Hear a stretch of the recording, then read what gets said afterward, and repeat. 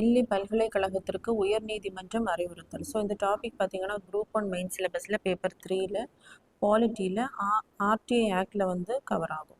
So Neeraj என்பவர் தகவல் அறியும் உரிமை சட்டத்தின் கீழ் மத்திய தகவல் ஆணையத்திடம் மனு தாக்கல் செய்தார். ஸோ இந்த டாபிக் பார்த்தீங்க அப்படின்னா ரைட் டு எஜுகேஷன் ஆக்ட், அதாவது தகவல் அறியும் உரிமை சட்டம் வந்து 2005ஆம் ஆண்டு வந்து கொண்டு வந்திருப்பாங்க. ஸோ எதற்காக அப்படின்னா சாதாரண மக்களுக்கும் கவர்மெண்ட் செயல்பாடுகளில் வந்து கொஸ்டின் கேட்கறதுக்கான அதிகாரம் உண்டு. ஃபார் எக்ஸாம்பிள் இப்போ ஒரு ஸ்கீமுக்காக ஃபண்ட் ஒதுக்கி அலோகேட் பண்ணாங்க அப்படின்னா அது எத்தனை மக்களுக்கு கொடுத்தீங்க, எவ்வளோ ஃபண்டு கிடச்சிது, ஸோ இந்த மாதிரியான எல்லா கொஸ்டினுமே என்ன பண்ணலான்னா ஒரு நார்மல் பர்சன் அந்த பப்ளிக் அதாரிட்டி கிட்ட கொஸ்டின் கேட்கலாம். ஸோ அதுதான் என்ன அப்படின்னா தகவல் அறியும் உரிமை சட்டம். ஸோ இந்த தகவல் அறியும் உரிமை சட்டமானது நம்மளுடைய ஃபண்டமெண்டல் ரைட்ஸ் ஆர்டிகல் 19ல் வந்து right to speech and expression. So மக்களுக்கு வந்து கவர்மெண்ட் கிட்ட அதனுடைய செயல்பாடுகளை கேட்கறதுக்குரிய உரிமை இருக்குது அப்படின்னு சொல்லக்கூடியது தான் அந்த ஆர்டிகல் 19ல் வந்து to know about government activities. So அதன் பேசிஸில் தான் ஆர்டிஐ ஆக்ட் 2005ல் வந்து கொண்டு வந்திருப்பாங்க.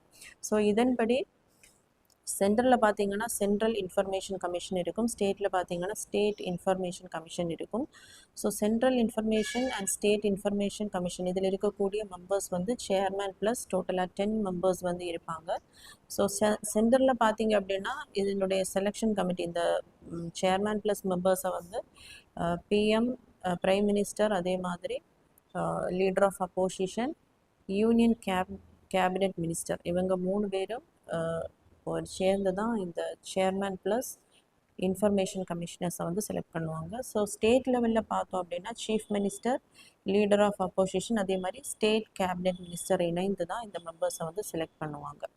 ஸோ இதனுடைய ப்ராசஸ் எப்படின்னா இப்போ சாதாரண ஒரு மக்களுக்கும் ஏதாவது ஒரு பர்டிகுலர் டிபார்ட்மெண்ட்டில் அதனுடைய டீட்டெயில்ஸ் அறியணும்னு நினச்சாங்க அப்படின்னா அதில் இருக்கக்கூடிய அந்த பப்ளிக் இன்ஃபர்மேஷன் ஆஃபீஸருக்கு ஒரு லெட்டர் வந்து சென்ட் பண்ணலாம். மேபி ஆன்லைன் ஆர் லெட்டரில் வந்து நம்ம சென்ட் பண்ணலாம். ஸோ அவங்க அதற்கான டீட்டெயில்ஸை வந்து 30 டேஸுக்குள்ளே நமக்கு திரும்ப தரணும்.